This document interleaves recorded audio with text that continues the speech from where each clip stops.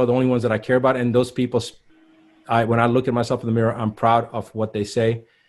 I have a slogan. Somebody had shared a card with me years ago, about 15 years ago, and I've kind of taken that on as my personal motto, which is do right and fear no man. As far as fear of safety, there's two things. First, I've got the biggest and the baddest of them all backing me up, and that's the Creator.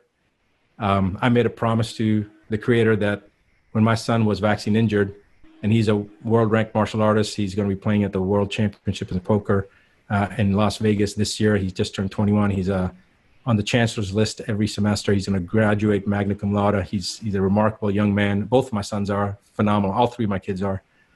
And Rahan is my youngest. He's 15, and my older son, Abi. And they're just extraordinary boys. But Abi went through a very difficult beginning. And when the character assassination started, then it didn't matter to me because I just wanted to get my son better. And so the biggest and the baddest, I made a promise. I made a deal. I mean, I cursed at God. I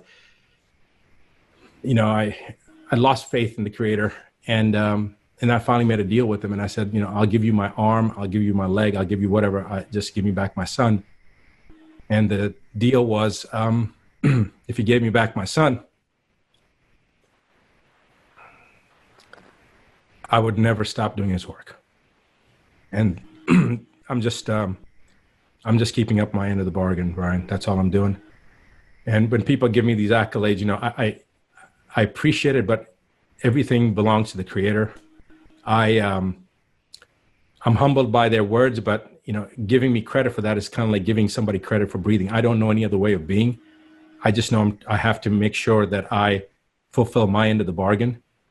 And the military has kind of taught me, it's a different part of it, from the time there's a line from a movie, a very violent movie, but it really sums it up. And it's like, when you realize that from the time that you were born that you're dying, death suddenly loses its, the fear component. We're dying from the day we were born, right? I mean, we should be actually sad when people are born because they're coming into this world, and we should be rejoicing when we die because it's time we're going back to the Creator, the source of everything.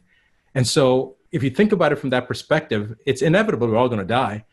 And I'm not looking forward to dying, but I am looking forward to the conversations I'm going to have with the Creator. I've got a lot of questions. I want to know about the JFK, who actually assassinated JFK. I've got a lot of questions. But death doesn't, and I think a lot of the people that have served in the military, it's death has lost its allure and its